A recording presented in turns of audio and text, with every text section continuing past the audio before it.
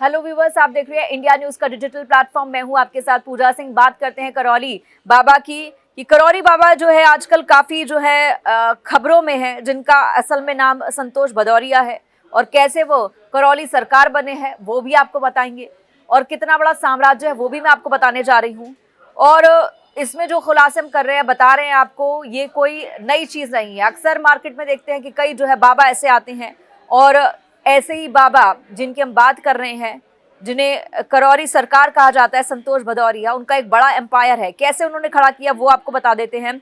और ये आपको बता दें कि जो ये करौली बाबा का एक आश्रम है, 2 आश्रम है दरअसल उनके, एक आश्रम है उनका और वो पूरा महलनुमा बनाया गया है, बिल्कुल महलनुमा है। और नोएडा के एक डॉक्टर को जब मारपीट की गई उनके साथ, तो ये पूरा मामला सामने आया, तब हाईलाइट हुए ये करौली बाबा और उन पर जो है कई आरोप लगे हैं। उन पर ज़मीन हड़पने की बात सामने आई है, आरोप लगे हैं और भी ज़मीन हड़पने के लगे हैं, बात ना मानने पर धमकाने के लगे हैं और वो ये भी कहा है कि वो लोगों को धमकाते हैं हर तरीके से, चुप रहने की बात कहते हैं और बोल देते हैं कि अगर हमारे खिलाफ जाओगे तो क्या कुछ कर सकते हैं। ऐसी तरह की बातें जो हैं कई सामने आई हैं और आपको बताते हैं कि किस तरीके से ये पूरा अंपायर है। अगर आप देखेंगे तो इस पूरे अंपायर में ये बेसिकली पड़ता है करौली सरकार।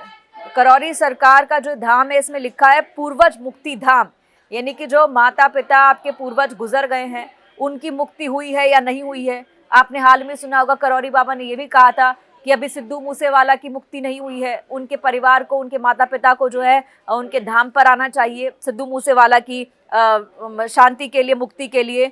लव कुश आश्रम इसका नाम है, ग्राम करौली कानपुर, और ये पूरा पता है।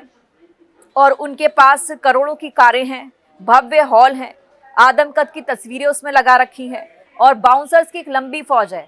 ये वही बाउंसर है जिन्होंने पिटाई की थी, आपको याद होगा कि नोएडा के डॉक्टर की पिटाई की गई थी, ये वही बाउंसर हैं।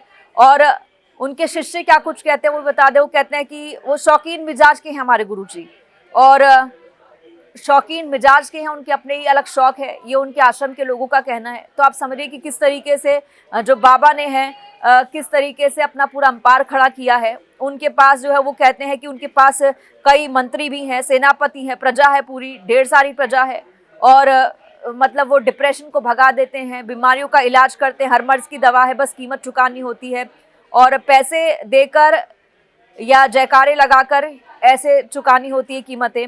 तो ये बड़े आरोप जो हैं करौली बाबा पर लगते रहे हैं। उन्होंने बड़ा अपना साम्राज्य खड़ा कर लिया है और उनके साम्राज्य की तस्वीरें भी सामने आती हैं। उनका जो आश्रम है लगभग 14 एकड़ में फैला हुआ है और किसी साम्राज्य से कम नहीं दिखाई देता।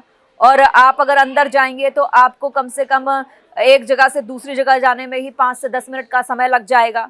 तो आप समझिए कि करौली बाबा ने किस तरीके से अपना बड़ा एम्पायर खड़ा किया है। आपकी क्या राय है इस पर ज़रूर बताइएगा कमेंट बॉक्स में। फिलहाल इस वीडियो में इतना ही। Thank you so much.